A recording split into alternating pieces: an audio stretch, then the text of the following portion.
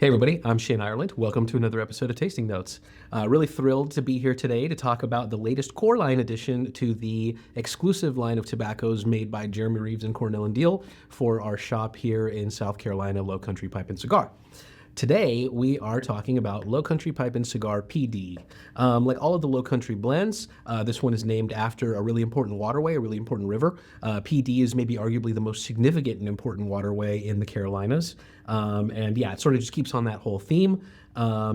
Speaking about the tobaccos specifically, this is another all-natural, sort of Virginia-based blend with a little bit of a twist.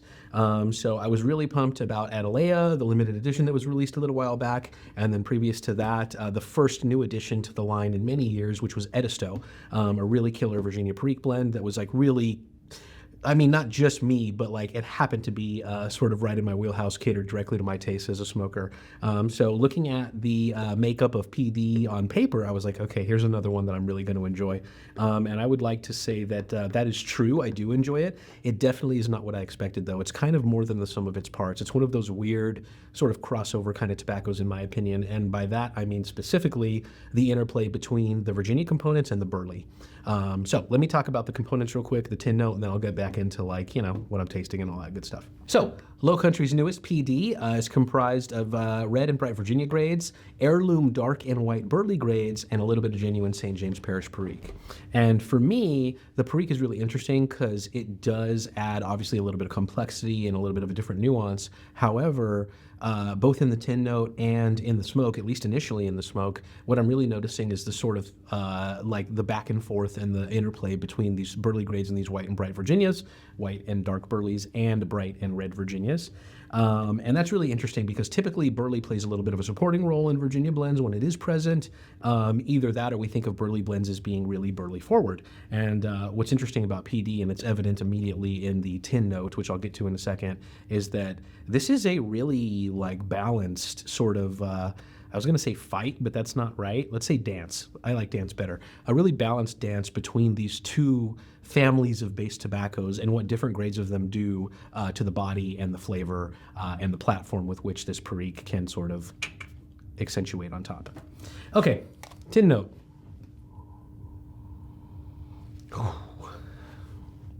I was shocked when I first opened this because the first thing that I got was such a pronounced chocolatey note that it is like maybe the most noticeable chocolate note that's possible on like a natural tobacco blend.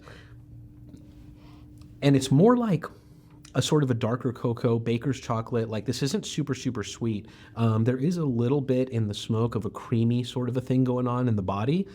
So you do get the perception that it's a little bit more of a creamier sort of milk chocolate kind of a sensation. But the note alone here is almost entirely baker's chocolate, cocoa.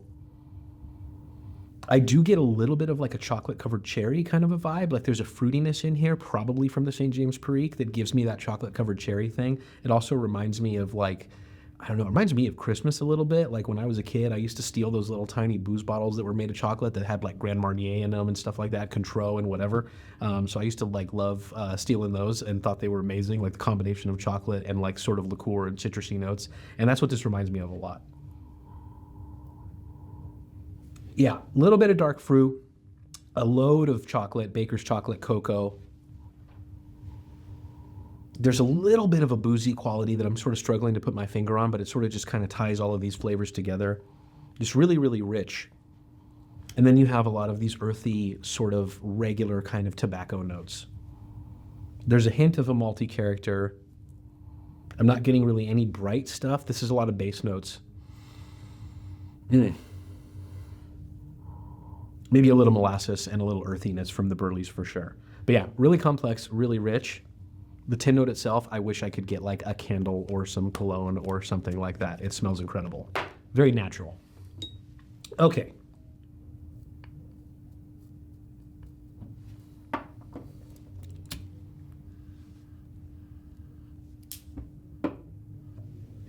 Perfect moisture content right out of the tin. I definitely don't suggest any drying time. I would say this is a little on the drier side for a Cornell Diehl made ready rub tobacco.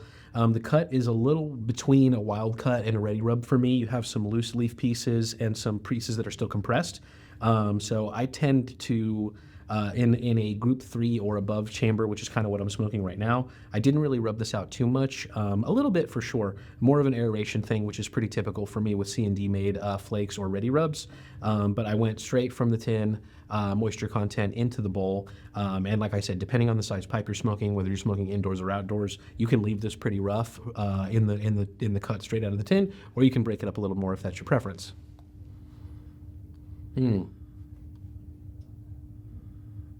Once I got Pee Dee going, the sort of rustic and earthy and I think burley influence flavors are what I'm noticing immediately.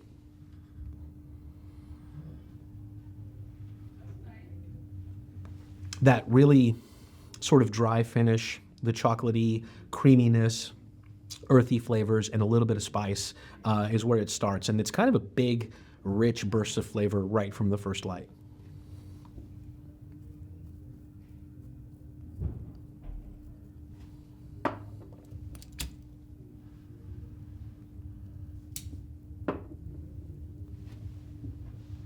A lot of texture to the smoke, a lot of volume of smoke.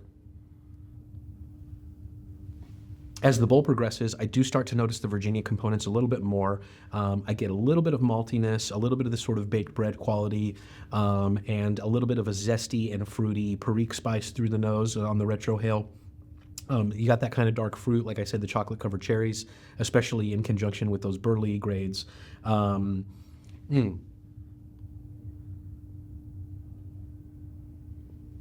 It's a very rich experience that intensifies throughout the bowl. As you get further down, you start to feel the Perique a little bit more. And like I said, what that does is it kind of draws out the most noticeable and contrasting flavors between the heirloom bright and dark burleys, white and dark burleys, and the bright and red Virginia grades. So basically you have like these sort of sweeter, maltier, baked good kind of flavors and the sort of spicier, darker, richer, maybe molasses and chocolate, earthy kind of flavors. And both ends of those spectrums are amplified by the Perique in the middle there. And it makes for not just a rich experience, but a really dynamic one as well. Flavor-wise, I would say Pee Dee is on the medium plus side. Strength-wise, I'm still trying to wrap my head around this one. I think it's a little bit of a sneaky one. I would say firmly in the medium range for strength, maybe a hair past that, depending on the time of day that you're smoking or what your normal preferences and tolerances are. It's definitely fitting for the rest of the Low Country line. Again, inspired by these waterways and these rivers and the country itself, the landscape itself.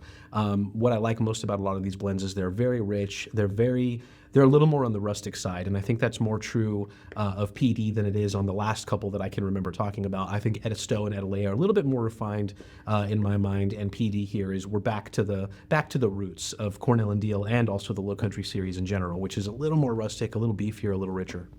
I chose an IMP nose warmer, Meerschaum, to smoke Low Country's latest Pee Dee because, like I said, I really wanted to appreciate what the contrasting flavor profiles of these grades of Burley and Virginias were doing with each other. And I'm glad I did that because I feel like I got a really pure insight and experience into what Pee Dee is as a blend. Now, this is one that's going to be really dynamic and really complex in a lot of different chambers, a lot of different materials. Honestly, I would smoke this in a cop too, and I bet it's fantastic, especially if you're out on the river, if you're out, doing your thing in the outdoors. This is a blend that I think would absolutely love to be smoked in a cop. However, what I am getting here is a blend that I think is really, really immediately enjoyable, particularly for fans of Burley blends, Virginia Burleys, guys that just like more stout tobaccos in general. If you like rich, rustic, and sort of darker base note kind of blends, this is right up your alley. Now, in terms of aging potential, I am going to keep an eye on this one because typically, the myth is that Burleys don't age, and I don't think that's true at all. What I think is true about Burleys is that they age much more in the long term. Like the arc is a lot longer and a lot more gentle, whereas in the first couple years for Virginia, you can notice a big difference. So because you have the balance between the heirloom white and dark Burleys and the bright and red Virginia grades with the help of a little bit of St. James Perique, I think that this one will have long legs. I don't think you'll notice crazy changes in the short term, but I think in the long term you will be rewarded with even more of that chocolate character, more umami and earthy notes, and probably a good bit more sweetness, even though this is not overtly sweet to begin with. So yeah, really pleased with the results here. Thanks to Jeremy and his team. And if you're a fan of any of the other Low Country blends, Burleys in general, or Cornell and Diehl, make sure you give Low Country Pee Dee a spin. Thanks, guys.